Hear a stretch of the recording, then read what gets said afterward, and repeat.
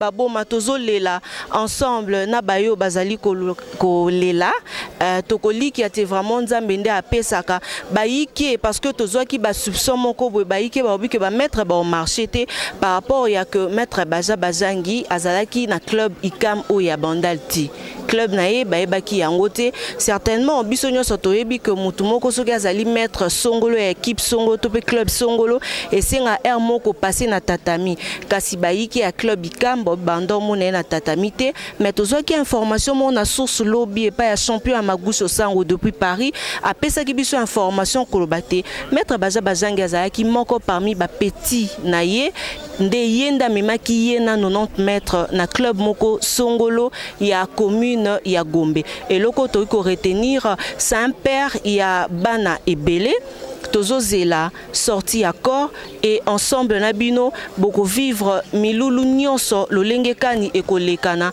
bana poto na yebi que donc télévision et sa radio té boza branché c'est vrai et ça la passe mais quoi faire loin nature to botamaka pona kokufa nzambe mokaka azwa lokumu à suivre. Merci beaucoup Nabalandi à Congo Millennium kaningi to yisaki bino tozo continuer toujours na ba interview kasi atomoni grand frère na biso pe ya Bandal ya Jidel Lokwa na bi ke bayiki azaso mutu to présenter po bosi boyebi habillé en noir signification nango boyebi pourquoi. Bonjour ya Jidel. Bonjour, bonjour. Ya Jidel toki ko retenir témoignage nini na yo par rapport ya maître Baja Bazangi. D'abord, que son âme repose en paix. Baja, pour Sénaï, Azaki intendant. Donc ça veut dire qu'il contrôlait presque tout dans l'orchestre. Baja a nous protégé biso ba musicien.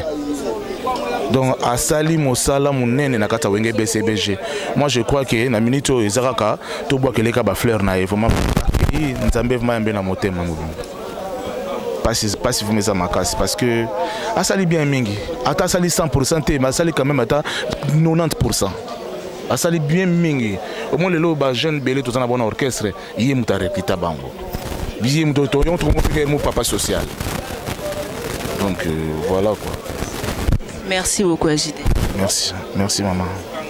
Tozo comprendre que douleur et l'équipe makasi en moyen penza to kende milai na ba interview zate kasi tozali ko continuer toujours carnet bozo mona tozo continuer kolela.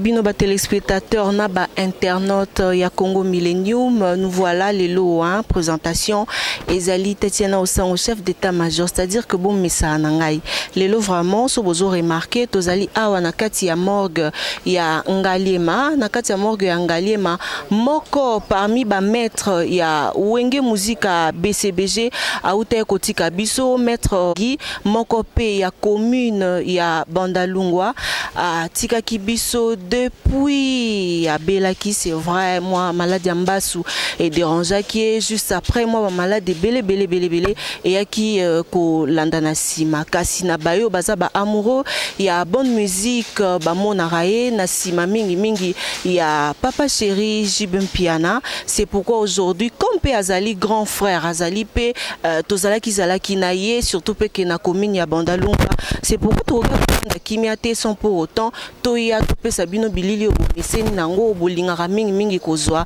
na Kinshasa awa déjà lokwa tokoloba boye to panza penza mingi nteke na bisote sans pour autant chercher ba intervenant aussi exacté Yadjoka bonjour. Oui bonjour maman. Yadjoka bazolanda na Congo Millennium tomoni présence na yo awa na morgue ya Ngaliema pona nini?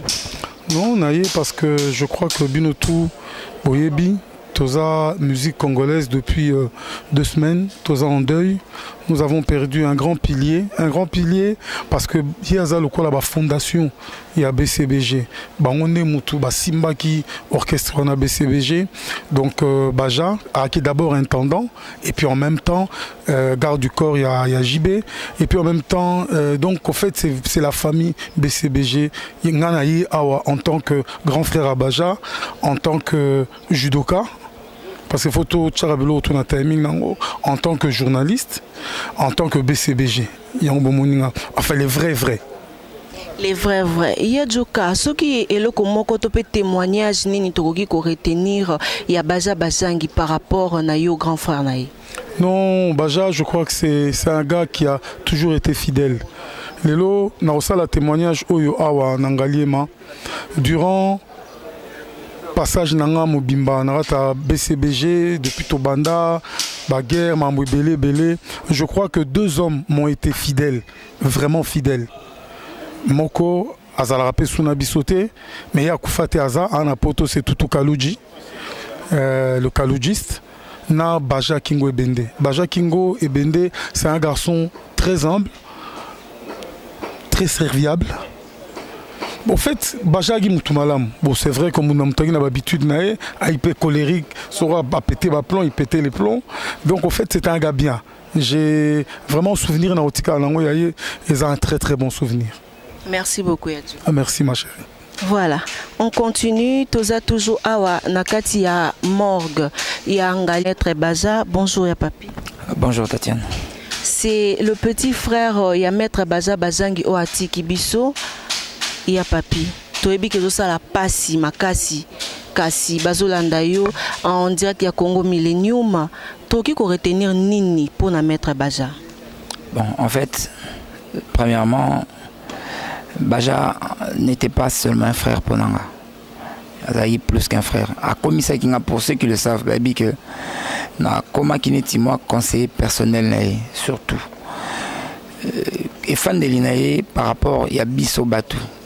Oui, l'autre kolo ba ki tozolo ba bola mune pas koufi. Mais na ba o ba yeba ki Baja. Ba koye ba que o nazolo ba c'est réel. Il était tellement social que les Kazala quitté, moi Nazala quitté, Yazala quitté. Pour nous, tout le monde était un frère, tout le monde était un ami. Et il prenait même le devant. Yoko Toza mieux placé. Yakoy Belo Roana. Les gens n'ont beaucoup l'inaé. Il prenait le devant. Attends la Makambo et la qui famité. Il suffisait d'attendre la famille tellement problème. Il va prendre le devant. Et c'est un grand trou. Moi, jusqu'aujourd'hui, je ne réalise pas encore son départ. Parce que Nazomona, c'est comme si il y a un grand trou, c'est un grand barba qui est tombé. Donc voilà. Merci beaucoup. Merci Tatiane.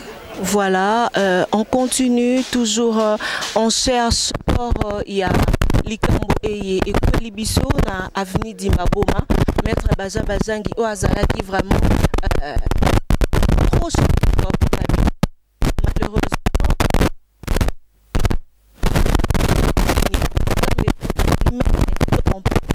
Bonjour ya Chantal. Bonjour Yaya.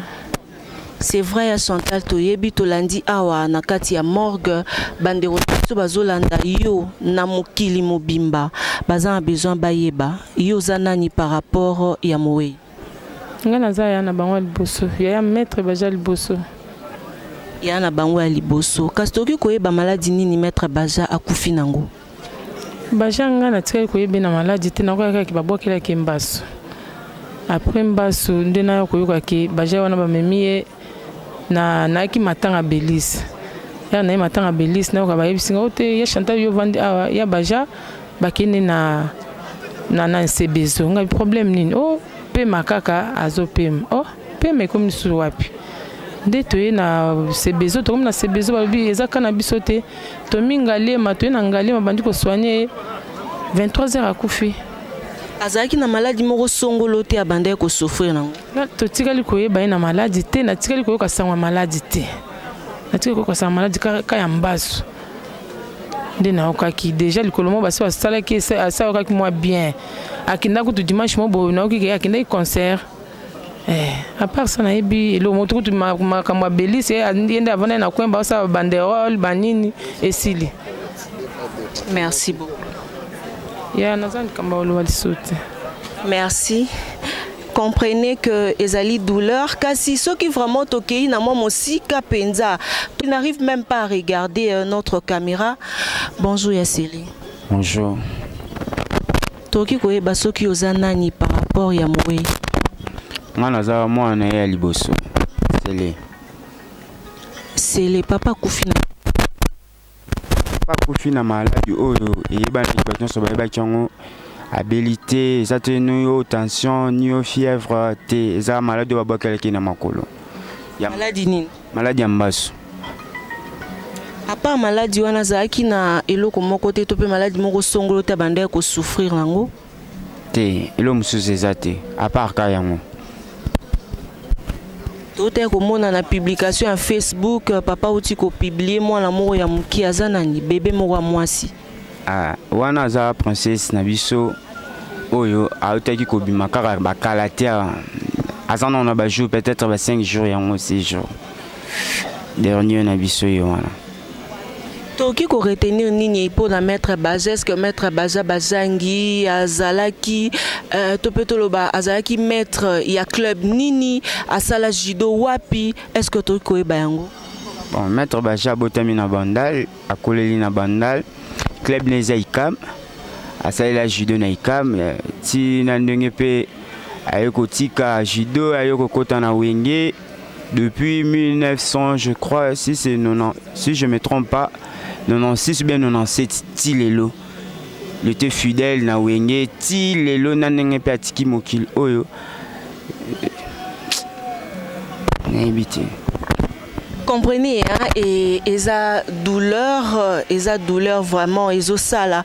Kasi tomoni que corps déjà esa kobima, on peut profiter juste un beau écart. Bonjour. Bonjour. Toko yeba kombo na yo? Kombo na nga Fifi Miel d'Appétit. Fifi Miel. Ozanani par rapport à Moé? Donc maître Baja aza grand frère nanga, donc aza grand frère nanga na sens nini. Donc biso to ba locataire na bango. Donc maître Baja vraiment aza cher pour na biso.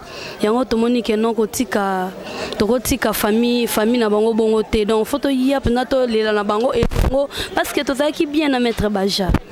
Eloni tokoki ko retenir par rapport à maître Baja. Maître Baja azaki modèle. Azaki na bolingo envers tout le monde. Donc abanda occupé mutute ke oyo ndeko nanga oyo connaissance mututu abanda ko kaka ndenge moko. Donc voilà quoi on a Fifi Miel d'Appétit na tiré comme leçon maître Baja. Qui maître Baja azaki maître ya club nini ya judo?